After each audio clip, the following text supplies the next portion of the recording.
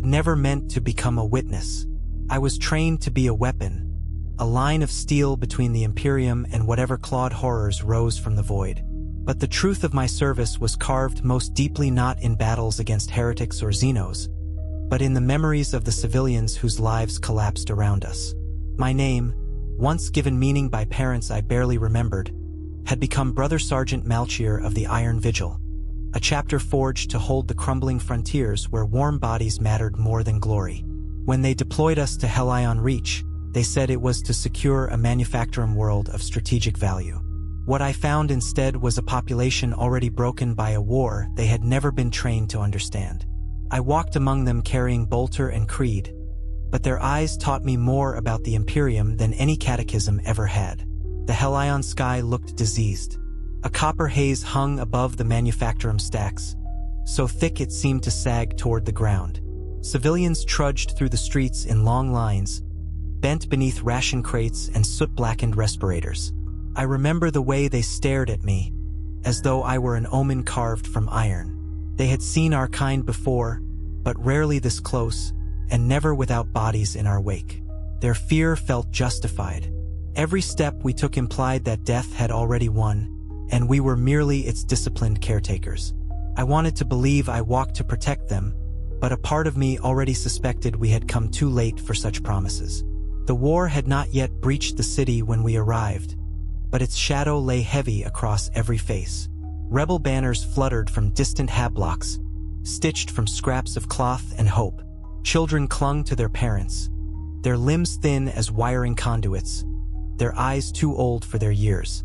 The city's high marshal greeted us with rehearsed reverence, yet trembled beneath every syllable as if expecting us to judge his failure. He spoke of traitor forces gathering in the wastes, of sabotage, of psychers disappearing from their sanctioned quarters. But behind his words was something worse, a quiet resignation, as though he had already accepted that Hellion Reach was a debt the Imperium would not repay. I had been taught that civilians should look to us for salvation. Instead, they simply looked tired.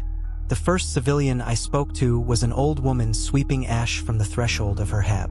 She did not bow or thank me for my service.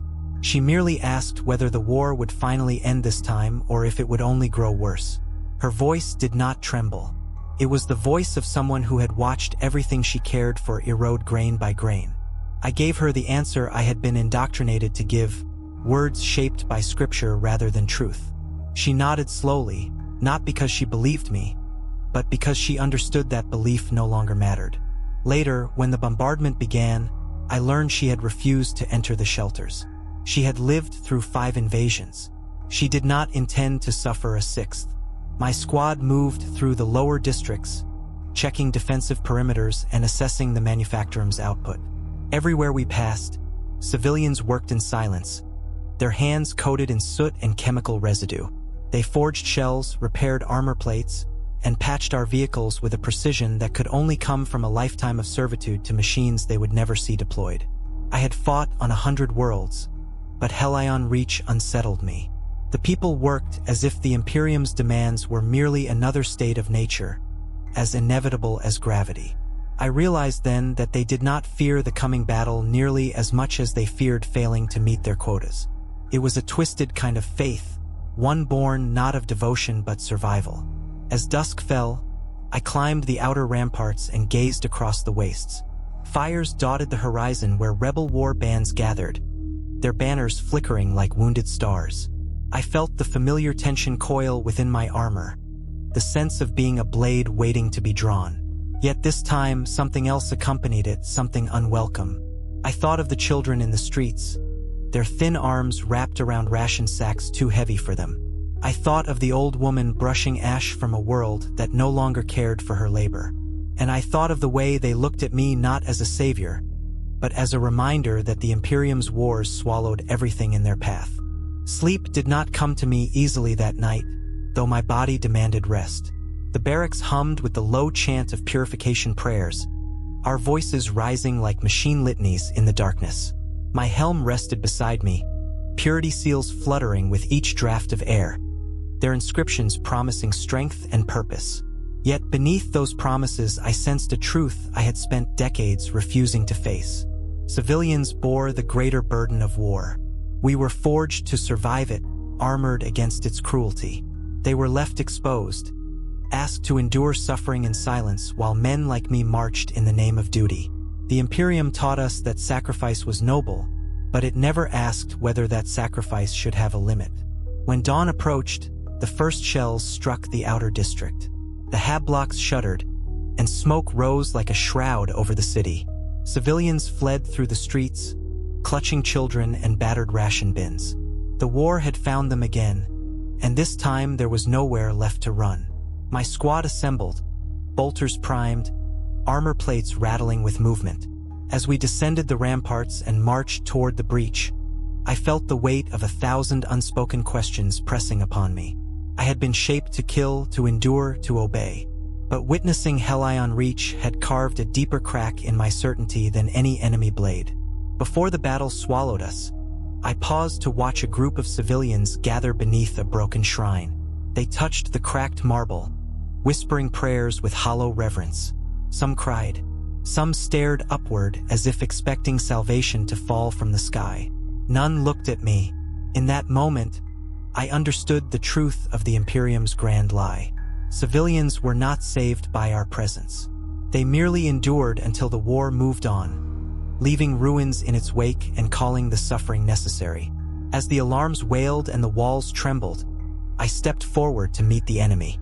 The civilian cries faded behind me. Their reality, grim and unending, followed me into the fire. The breach in the outer wall widened under sustained bombardment, shaking the ground with each fresh impact. Dust drifted down from fractured masonry like dying snowflakes, coating my armor in a thin gray film. Civilians surged past us in panicked waves, driven by instinct older than doctrine. Their fear-muted cries echoed against the towering hab blocks, blending with the metallic bellow of warning sirens. I had stood firm against tyrant lords, renegade knights, and creatures that defied human anatomy, yet nothing unnerved me more than the sight of unarmed citizens fleeing through streets that had once been places of work and weary hope. Each face I glimpsed seemed to carry its own story of endurance, its own quiet plea for a peace the Imperium had never promised. We advanced into the ruins of District 4, bolters raised, forming a living barricade between the rebels and those who still clung to life behind us. My squad moved with silent precision, the rhythmic thud of our armored boots merging with the distant thunder of artillery. Brother Varric took point, his armor scarred from decades of attrition warfare. Brother Lathos followed close behind, chanting fragments of the litany of endurance under his breath. I brought up the center, watching every shadow for signs of an ambush. The rebels favored concealed positions, striking from upper windows or beneath collapsed metallic walkways where desperation hid them better than any training. Their insurgency had not yet achieved order, but their hatred was enough to keep them fighting. The first firefight erupted without warning.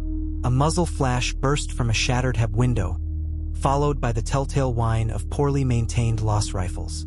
The shots splashed harmlessly across my cuirass, but I heard civilians scream as stray beams carved into the ground behind me. I responded with 3 controlled bolter rounds, each detonating inside the upper room with brutal finality. The building crumbled, spitting debris into the street.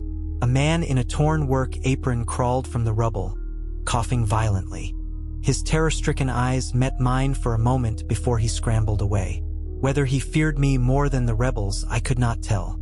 In Hellion Reach, fear was not a choice but an atmosphere. As we pushed deeper, the district became a maze of collapsed structures and improvised barricades. Civilians huddled in shadowed alcoves, shielding their families with trembling arms. Some attempted to offer prayers as we passed, their words drifting upward like fragile smoke. Others stared blankly, too exhausted to speak. The war had already hollowed them out long before the shooting began. I moved past them with purpose, yet a growing sense of futility gnawed at me. We were trained to extract victory from the jaws of oblivion, but nothing in my indoctrination prepared me for the quiet question burning beneath their stares. Why must they suffer so that the Imperium might persist for another day? A small child clung to her mother near the base of a fallen statue. She could not have been more than 5 or 6. Her respirator mask was cracked, leaving her breathing unfiltered ash. She coughed violently, each rattle of her lungs echoing in a way that felt wrong to my genetically augmented senses. My squad marched past her without breaking formation, for intervention lay outside our orders. Yet I hesitated for a fraction of a second. In that pause, I saw everything the Imperium demanded of its people. Their bodies, their hope, their future. I resumed walking, but the child's cough followed me like an accusation. We encountered rebel trenchworks carved between manufactorum scaffolding, an improvised network of firing positions marked by the stink of sweat and unwashed bodies. They fought with desperation, not discipline, firing wildly as we advanced. Brother Varek took a lost burn across his pauldron, the blast scorching its purity seal. He grunted but did not slow. I leapt into the nearest trench, my boots sinking into a mixture of sandbags and broken pipes. A rebel soldier tried to stab upward with a bayonet. I caught his wrist and twisted until bone cracked beneath my gauntlet. His scream was raw and terrified. He was young, too young, his beard barely formed. As he collapsed, I wondered if he had once worked beside the same civilians we were trying to shield. War had a way of turning neighbors into enemies at a pace neither side understood until blood pooled between them. We secured the trench line after several minutes of brutal close-range combat. My armor bore new dents and a ragged score across the right vambrace.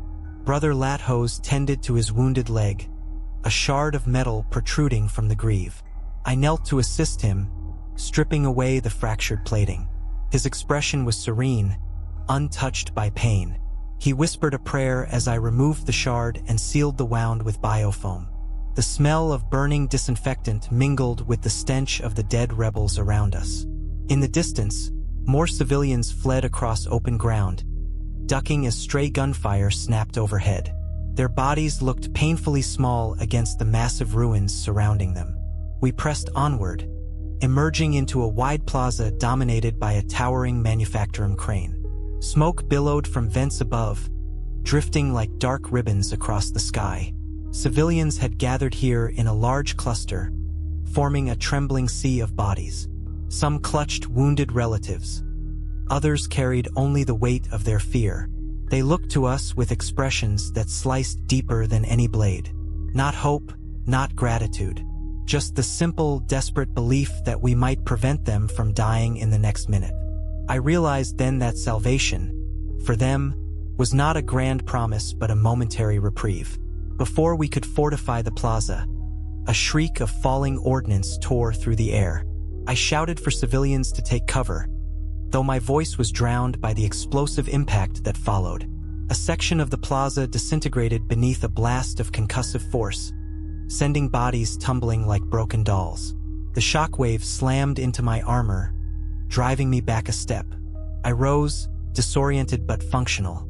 Civilians screamed, some pinned beneath rubble, others bleeding from shrapnel wounds. Brother Varek rushed to lift a collapsed metal beam from atop a wounded man, while Brother Lathose dragged a sobbing mother away from the spreading fire. We were not meant for evacuation duty, yet the instinct to protect them surged stronger than our mission protocol. I knelt beside a young man whose lower leg had been severed by debris. His eyes darted wildly, his breath ragged. He was no soldier. He had likely worked in the manufactorum until the alarms drove him outside. He clutched at my gauntlet with trembling fingers, begging for something he could not articulate.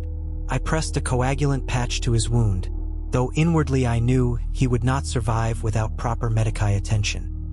He tried to speak again, but only a weak groan escaped. His grip loosened. When he went still, I felt a subtle shift inside myself, like a flaw deep within a blade. He had died believing I could save him, and I had failed him in the same quiet, inevitable way the Imperium failed them all. The bombardment intensified, shaking the plaza with renewed fury. Civilians scattered in chaotic patterns, driven by instinct rather than strategy.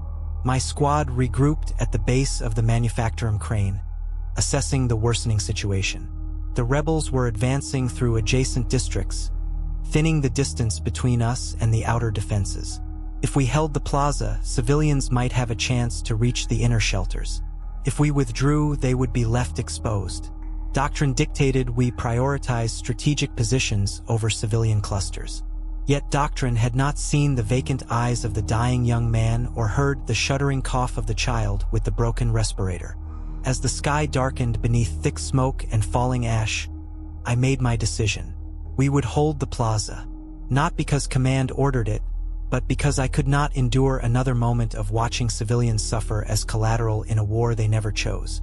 My squad accepted the order without question, though they knew it diverged from our intended route.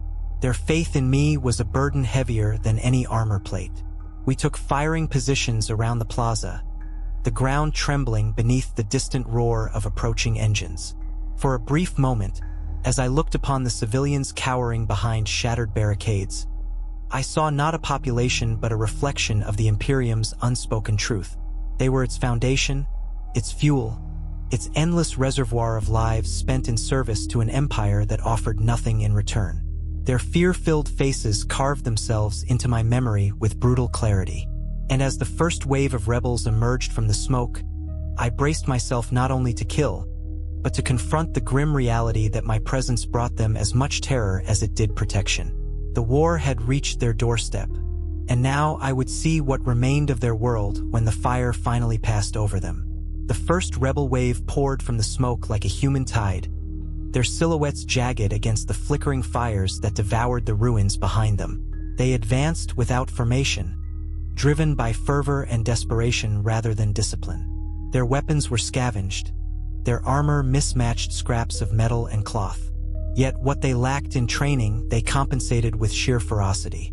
Their shouts echoed through the plaza, rising above the cries of the civilians cowering behind us. I steadied my bolter and felt the old instincts lock into place, the familiar detachment that came before the slaughter. Our opening volley tore through the charging line, shredding bodies and scattering limbs across the cracked pavement. Bolter fire drowned out human voices, reducing them to muffled fragments beneath the thunder of detonations. Brother Varek remained unmovable, each shot from his weapon carving precise arcs of destruction. Brother Lathos fired in bursts, chanting half-remembered liturgies as though prayer could purify the violence. I advanced several paces, bracing myself to intercept any rebels who survived the initial barrage. Smoke curled through the plaza like a living thing, carrying with it the bitter scent of burning flesh and fractured metal. The rebels did not retreat. They surged forward again, screaming words I could not decipher. Their eyes glowed with the manic brightness of those who had lost everything and sought redemption only in bloodshed.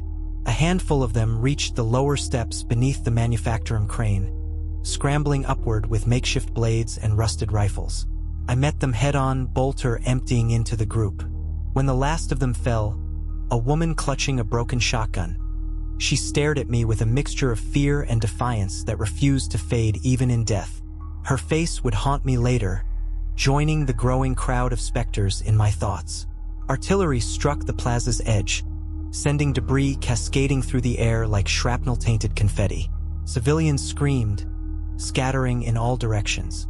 I turned toward the chaos just as a section of the crane groaned and collapsed, its massive arm slamming into the ground. The impact threw several civilians off their feet.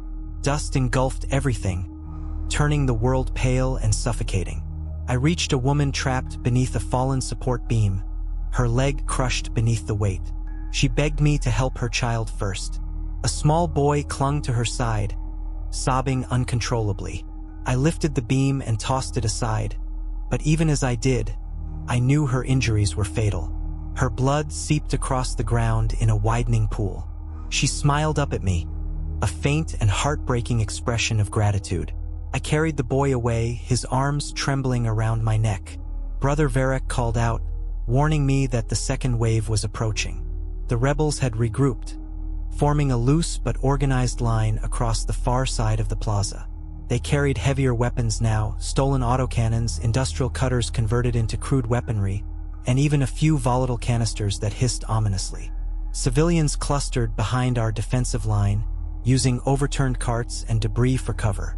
Their wide, terrified eyes followed our every movement. I had seen this expression countless times before, the look of people who understood that their lives were now tethered to ours by a thread thinner than hope. The second engagement was brutal. The rebels' heavier fire tore chunks from the surrounding structures, showering us in a rain of shattered masonry. Brother Lathos took a glancing autocannon round to the chest, the impact denting his armor and throwing him backward. He rose slowly, blood trickling from the corners of his mouth. He insisted he could still fight. I believed him, but I could not ignore the growing strain etched across his expression. Brother Varric provided covering fire while I hauled Lathos to a more secure position. We became a trinity of steel and pain, each step testing the limits of our endurance. A group of rebels attempted to flank us through a breached tunnel entrance. I moved to intercept them, charging into the narrow passage where shadows clung to the walls like rot. The confined space forced me to switch to my combat blade. The fight that followed was savage and intimate. The blade met flesh and bone, each strike accompanied by screams that echoed off cold ferrocrete. Blood spattered across my armor, trickling into the cracks where earlier dents had formed. When the last rebel fell, I found a young woman huddled behind a rusted pipe. Her clothes marked her as a manufacturing worker. She shook uncontrollably, her eyes fixed on the bodies around her. She whispered that the rebels had forced her group to guide them through the tunnels. She said she had begged them to spare her siblings. She said they had not listened. Her voice trembled with remorse, as though she believed she bore responsibility for every death in the plaza. I told her to follow the evacuees. She hesitated, searching my faceplate for reassurance. When she finally ran, her footsteps sounded like brittle glass cracking beneath her fear. Returning to the open plaza, I found the rebels pressing harder. Their momentum surged with reckless abandon, as though they believed one final push could shatter our line. Civilians cried out as stray rounds chipped away at their shelter. A man fell beside one of the barricades, clutching a fatal chest wound. His daughter tried to drag him to safety, her hands shaking as she called his name. I could not intervene. Every instinct screamed at me to close the distance and help her, but doing so would have left a breach in our defense. The Imperium taught us that we must sacrifice the few to save the many. Yet watching that child kneel beside her dying father, I wondered whether it was still a teaching or simply an excuse. Brother Lathos collapsed to one knee as another shockwave rolled through the plaza. I rushed to steady him, but he waved me away, determined to stand. He had always been the most devout among us, his faith unshaken even in the darkest hours. But now his voice faltered as he tried to recite another litany. Doubt slipped into his tone for the first time in decades. His eyes flicked toward the civilians and then toward the rebels. I recognized the conflict within him. It mirrored my own, carved deeply into the hollows of my thoughts. The third rebel wave arrived unexpectedly and with violent coordination. They had brought an improvised breaching vehicle, an armored loader mounted with stolen artillery plates. It crashed through the far barricade, scattering civilians like leaves before a storm. The machine's grinder claws screeched as they tore across the plaza, spraying sparks in every direction. I leapt onto the vehicle, gripping its metal frame as it bucked beneath me. My blade pierced the cockpit, silencing the operator. The machine lurched and crashed into a column, toppling sideways. I jumped free, landing hard enough to crack the pavement. Civilians rushed to regroup, but the chaos had fractured their morale. Their cries rose in a frantic pitch. I spotted a group trapped beneath a collapsed walkway, their hands reaching out through gaps in the rubble. Brother Varric rushed to assist, lifting heavy slabs of metal with straining servos. His movements were slower than before. His armor bore dozens of new scorch marks. Fatigue, even for a transhuman warrior, crept into our limbs like cold poison. Smoke thickened overhead, turning the plaza into a shadowed furnace of screams, gunfire, and collapsing structures.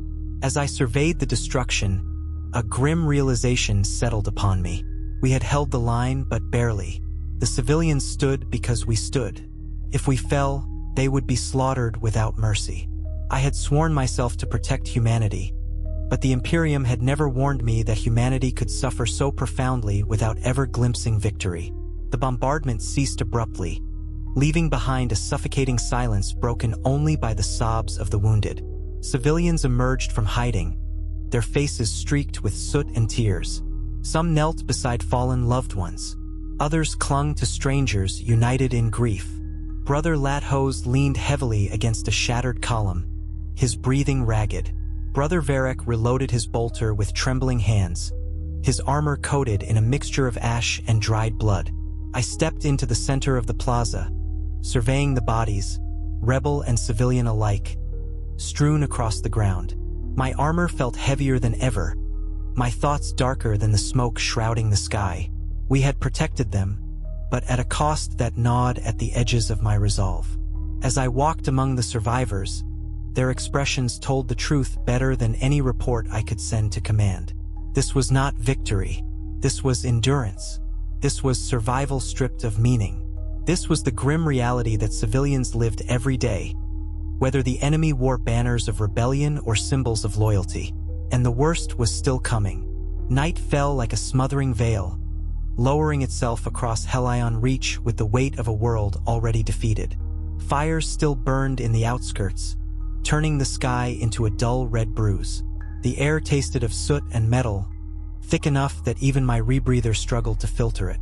Civilians huddled in clusters around the plaza, clutching blankets made of torn fabric, whispering prayers that sounded more like apologies. They looked to us for strength, but my squad was fraying at the edges.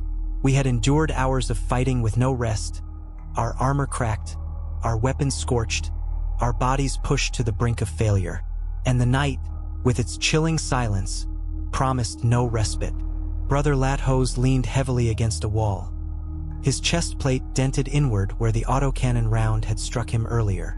His breathing came in uneven bursts, each inhalation labored. I knelt by his side, checking the integrity of his armor seals. They were compromised. He would not survive another direct hit. He stared at me through his cracked visor, his eyes dim but defiant. He murmured a prayer, though even his faith seemed exhausted. A soldier of the Imperium was meant to serve without hesitation, without question, without fear. Yet I saw all three gnawing at him like hungry insects, and I understood them too well. Brother Varric walked the perimeter, limping slightly from a deep gouge across his thigh armor. He kept his bolter raised, scanning the darkness for hostile movement. His posture remained rigid, disciplined, but I could sense the strain radiating off him. We were not meant to defend civilians indefinitely. Our purpose was to break the enemy, to crush resistance, to bring finality through violence. But here, amid the broken bodies and trembling refugees, that purpose felt hollow. Each survivor we saved became another soul the Imperium would eventually grind into dust. Civilians approached me hesitantly. A man carrying his wounded daughter begged for help. A mother holding her infant asked if the shelters were safe. An elderly worker with burns across his arms wondered if evacuation was still possible. I had no good answers. The truth would only frighten them further. So I told them what doctrine expected me to say, that the Emperor protected, that redemption awaited, that survival remained within reach. They nodded, grateful for the lie. It struck me then how often the Imperium survived not through strength, but through the fragile belief of its most vulnerable. Distant engines rumbled beneath the night sky. The sound crawled along the ground like the growl of a feral beast. Brother Varric stiffened and signaled toward the eastern industrial sector. Shadows shifted between the manufactorum stacks, too large and too uniform to belong to rebels. A cold realization settled in my gut. The enemy had brought reinforcements, and these were not desperate insurgents wielding stolen tools. These were armored trader units, trained, supplied, and ready to slaughter anything in their path. We repositioned, forming a defensive perimeter around the civilians. Brother Lathos struggled to lift his bolter, but he managed. Brother Varric stood beside him, jaw clenched. I took the front position, my blade sheathed, my bolter charged. Civilians pressed behind us, clutching each other, trembling with the instinctive terror that comes before mass slaughter. The manufactorum stacks lit up with muzzle flashes as the traders opened fire, their shots searing through the night. The plaza erupted into chaos once more. Our first volley met theirs in a storm of violence. Bolter rounds exploded against armored torsos, sending traitors sprawling.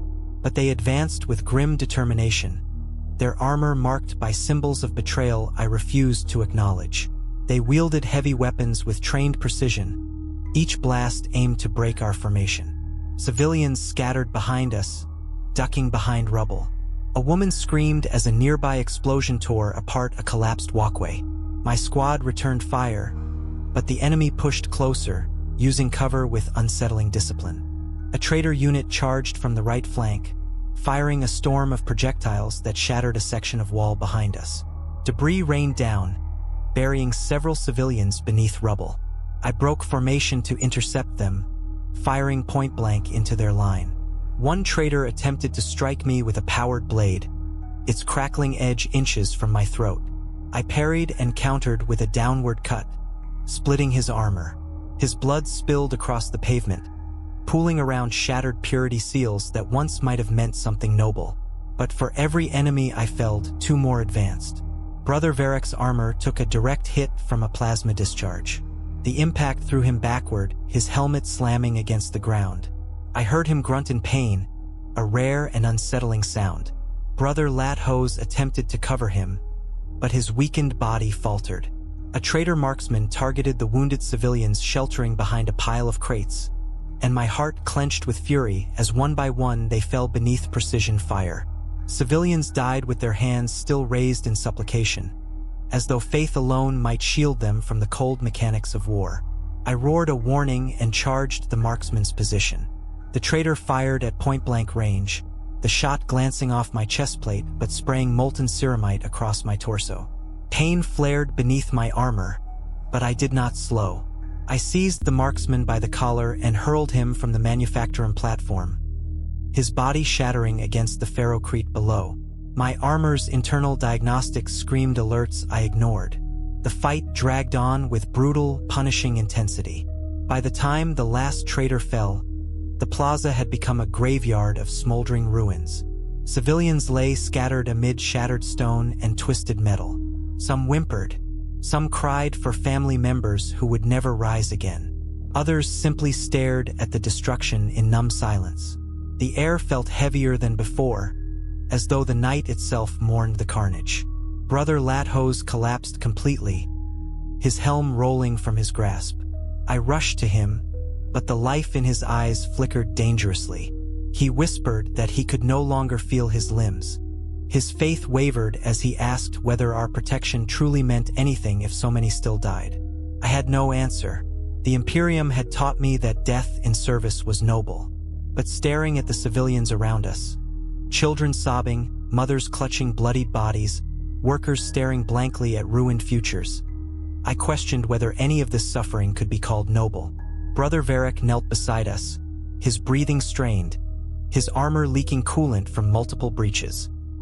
He looked at me, waiting for orders, though exhaustion had carved deep trenches in his resolve. I studied the plaza one more time, taking in the injured civilians, the growing fires, the echoes of grief. The rebels would return at dawn, and the Manufacturum district would not withstand another assault. We had given everything to protect these people, yet the Imperium demanded more. It always demanded more. As the night deepened and the fires crackled, I felt something shift inside me, a fracture in the doctrine that had shaped my every action.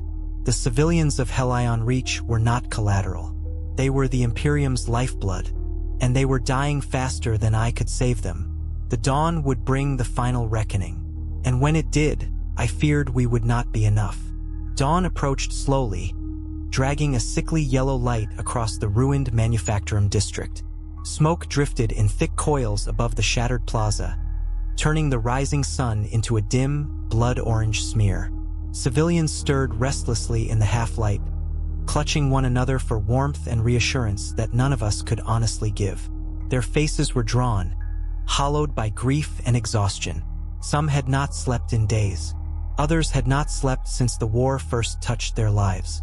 They followed my movements with quiet desperation, as though the slightest shift in my posture might foretell whether they would live or die this morning.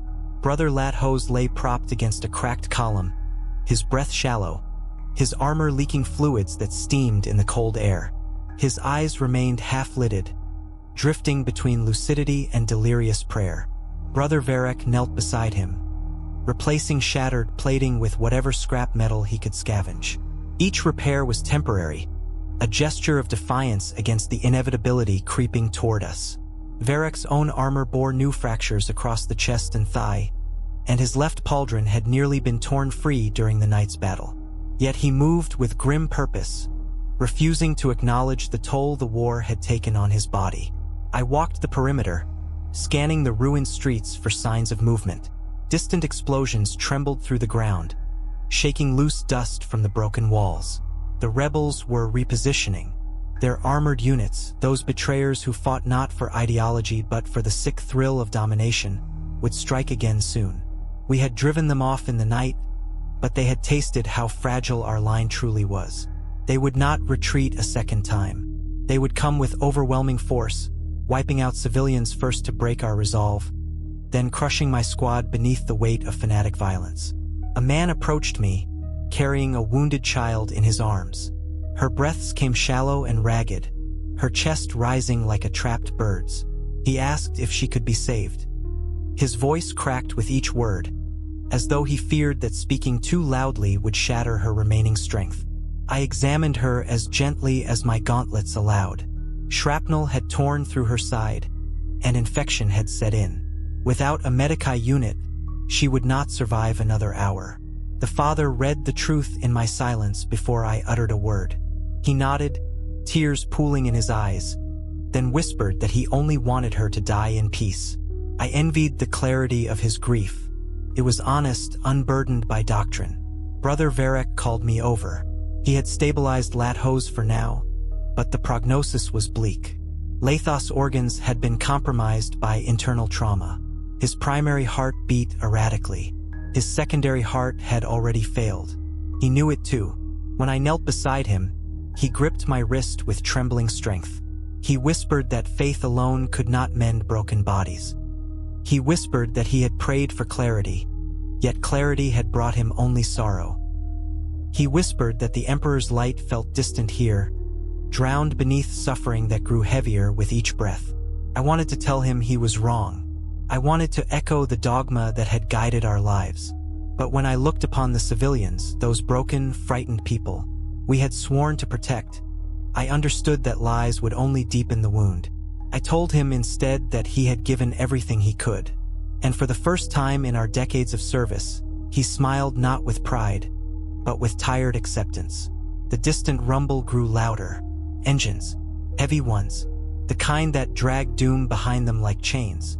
Civilians pressed closer together, fear tightening their expressions.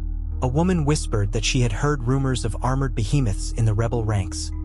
Machines repurposed from mining crawlers, coated in scavenged plating, modified with monstrous weaponry. She asked if we could stop them. I told her the truth. We will try. The enemy appeared through the smoke as silhouettes first, colossal machines bristling with improvised cannons and chainsaw rigs torn from industrial excavators. Traitor infantry marched beside them, chanting guttural slogans. Their discipline was unnerving. This was no longer a rebellion fueled by hunger or anger. This was an organized purge. We took defensive positions. Brother Varric limped to my side, refusing to abandon his post. Brother Lathos remained where he lay, bolter across his lap, determined to fire until his last breath. Civilians scrambled behind makeshift barricades. Some held tools as though they were weapons. A few clutched broken pipes or shattered bricks. Their resolve was fragile but real. Hellion Reach had taken everything from them. Now they had nothing left to lose. The first enemy volley hammered the plaza, detonating against barricades and sending civilians sprawling. The ground shook violently, splitting the pavement. I fired my bolter into the advancing line, each shot ripping through traitor armor. Brother Varric unleashed a storm of fire, the recoil rattling through his damaged limbs. Brother Lathos lifted his weapon with trembling hands and fired, each shot accompanied by a whispered prayer. His rounds struck true, guided by lingering traces of faith. The enemy's mining crawler lurched forward, its chainsaw rig chewing through debris. I charged it head-on, dodging a cascade of molten sparks from its grinding maw. Climbing its hull, I plunged my blade into the exposed wiring beneath its armor plating. The machine bucked wildly, screeching like a wounded beast. I tore deeper into its circuits until it shuddered violently and collapsed, crushing several traitor infantry beneath its bulk. But victory brought no relief. A second crawler broke through the western barricade, tearing apart clusters of civilians who could not flee in time. Their screams burned into my mind, leaving scars that would never heal. Brother Varric ran toward the machine, firing relentlessly. Its heavy cannon blasted him square in the chest, shattering his torso armor and hurling him across the plaza. He landed with a sickening crunch and did not rise. A cold fury ignited within me. I sprinted toward the crawler, leaping onto its chassis as its sorig whirled. Sparks rained across my armor as I stabbed into the engine housing again and again. The machine convulsed and exploded, sending me tumbling across the ground. Pain lanced through my ribs, but I forced myself to stand. I turned toward Brother Varric. His chest plate was torn open, revealing a dark pool beneath. His eyes flickered as he looked up at me. He whispered that he was sorry he could not hold the line longer. I told him he had done more than anyone could ask. His gaze softened, and then it dimmed entirely. Brother Lathos continued to fire, each shot slower than the last, each breath shallower. Civilians fought beside us now, wielding tools and debris against traitors who swarmed the plaza like carrion birds. The air shook with gunfire, screams, and grinding metal. My armor bore new fractures. Blood seeped beneath the plates, and my strength ebbed with every motion. Yet I stood between the enemy and the civilians, refusing to let the line collapse. By the time the last traitor fell, the plaza had transformed into a mosaic of ruin and death. Fires crackled. Smoke drifted in choking waves. Civilians cried out for loved ones. Brother Lathos lay still, bolter resting gently against his chest. His final prayer lingered faintly on his lips. I stood among the wreckage, breathing harshly, overwhelmed not by the slaughter but by the truth it revealed. The Imperium demanded unending sacrifice from its citizens. Civilians were not protected. They were expected to endure. And warriors like me were meant to serve as proof that endurance was the only virtue that mattered. But as I looked at the broken survivors staring up at me as though I were the last shield against oblivion, I understood something I had never allowed myself to believe. The Imperium did not protect them. We did, and we were dying one by one, and the final reckoning still waited on the horizon. The sky above Hellion Reach had turned the color of old wounds. Purple bruises smeared across a horizon choked by smoke and ruin. Dawn had come and gone, yet its faint glow failed to penetrate the ash-thick clouds that hung over the Manufactorum district. The air tasted of metal and sorrow. Civilians gathered in silent clusters, grieving the bodies of loved ones laid gently upon cracked ferrocrete.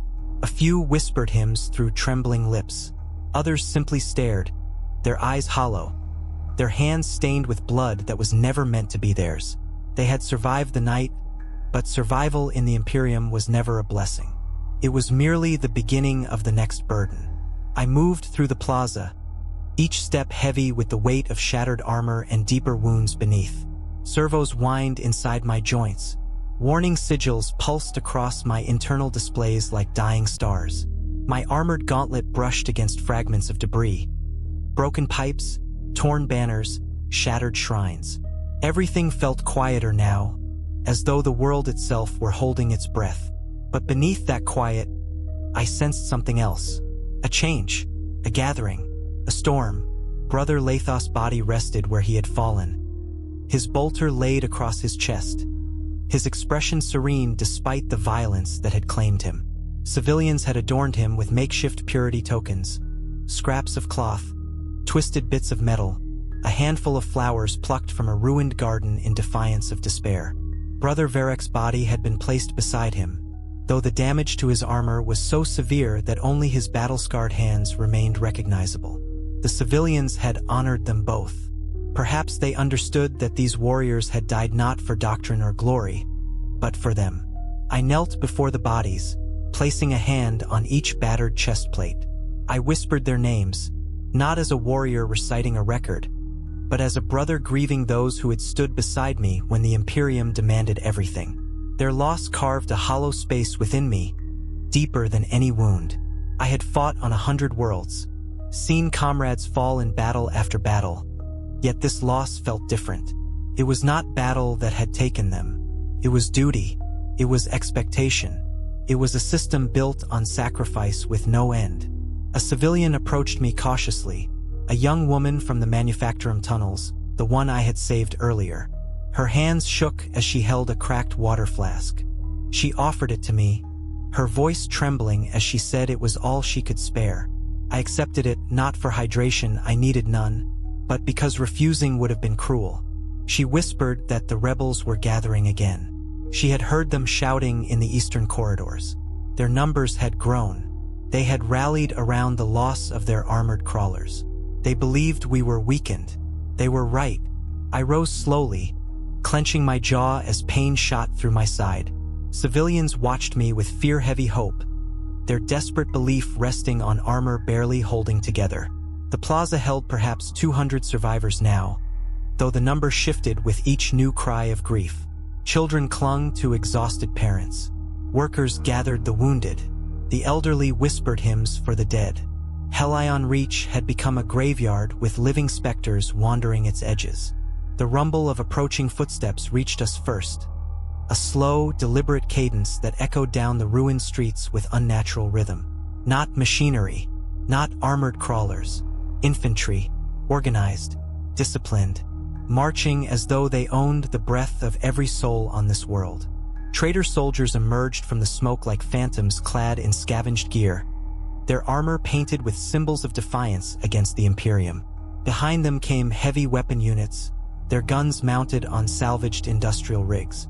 They fanned out with coordinated precision, forming a semicircle around the plaza. They meant to finish what the night had begun. I stepped forward, placing myself between the enemy and the civilians. My armor creaked. My blade hummed faintly. The traitor commander approached, a towering figure clad in mismatched plating, his face scarred from years of conflict. He raised a loudhailer, his voice booming across the plaza, distorted yet unmistakably triumphant. He declared that Hellion Reach finally belonged to them. He declared that civilians would kneel, swear fealty, and serve their new masters. He declared that my presence was a relic of a dying empire. Civilians trembled behind me. Some wept, some whispered prayers. A child clung to her mother, burying her face in torn fabric. The traitor commander knew exactly what he held over them. Fear, uncertainty, a fragile hope that he threatened to shatter with every step he took. I lowered my stance, my bolter held loosely, my blade sheathed for now. I realized something as I stared down the enemy line. I could not win this battle. My armor was ruined. My strength waned. I was alone. And yet, in the eyes of the civilians behind me, I saw something I could not ignore. They believed I would fight, not because doctrine demanded it, not because victory was guaranteed, because I was all they had left. The traitors advanced. I fired my bolter, sending rounds tearing through the first ranks. The plaza erupted into chaos. Civilians scattered behind makeshift cover. Enemy fire crashed against my armor like hammer strikes. I charged into the fray, blade drawn, cutting through traitor infantry with every ounce of remaining strength. Each strike sent lightning bolts of pain through my ribcage. Shots tore through my thigh plate. A grenade blast smashed into my shoulder, ripping away an entire section of armor. But I did not fall. I fought as if the lives behind me were carved into my bones. I fought as though my brothers watched through the shroud of death. I fought as if the last light of Hellion Reach depended on a single burning ember refusing to gutter out. Traitors surrounded me. I cut them down. They encircled me. I broke through. They overwhelmed my flanks. I pushed back with a roar that tore my throat raw. A heavy weapon blast struck me square in the chest, driving me to one knee. My vision blurred. My primary heart stuttered. My blade drooped toward the ground. Civilians screamed my name. Not my true name, which none knew, but the title they had given me in their fear and gratitude. Guardian. The traitor commander advanced, raising his weapon for the killing blow. Before he could fire, civilians surged forward. Not armed with guns, not clad in armor, armed only with desperation. They threw rocks, metal scraps, tools. They struck the traitor commander with a fury born of hopelessness turned to defiance. They pushed him back, buying me precious seconds. I rose with the last fragments of my strength. My blade ignited with one final burst of power. I drove it into the commander's chest, feeling the shock reverberate through my failing body. He fell backward, his weapon clattering across the ground. The traitor line wavered, and then, impossibly, it broke. Rebels fled into the smoke, abandoning the plaza. Their remaining forces scattered, leaderless and afraid. Civilians watched them retreat with stunned disbelief. The plaza fell into eerie silence, broken only by sobs and the crackle of fires. I sank to the ground, my body no longer able to support the weight of the moment. Civilians rushed toward me. Some cried my name. Others begged me to stay awake. A child placed a small, soot-stained flower in my hand. My vision darkened, the world fading into a haze of shapes and warmth. Yet I felt no fear, only a strange, quiet peace. For the first time in my long life, I had fought not for an order, not for doctrine, not for some distant idea of duty. I had fought for people, for their frailty, for their hope, for their right to live one more day. The Imperium would not remember this battle. It would not carve Hellion Reach into its records as anything more than a minor uprising suppressed by overwhelming force. My brothers' deaths would be summarized in a single line of text. The civilians' suffering would not even be acknowledged. But I remembered. As darkness claimed me, I understood the truth I had spent centuries avoiding. Civilians endured the grim reality of war with a courage unmatched by any armor-clad warrior. They were the Imperium's unrecognized strength, and they deserved more than the endless cycle of sacrifice the galaxy demanded of them. I closed my eyes, surrounded by the people I had sworn to protect, their hands gripping mine as though they could pull me back from the brink. If this was the end, then I accepted it, because at last I had truly served humanity.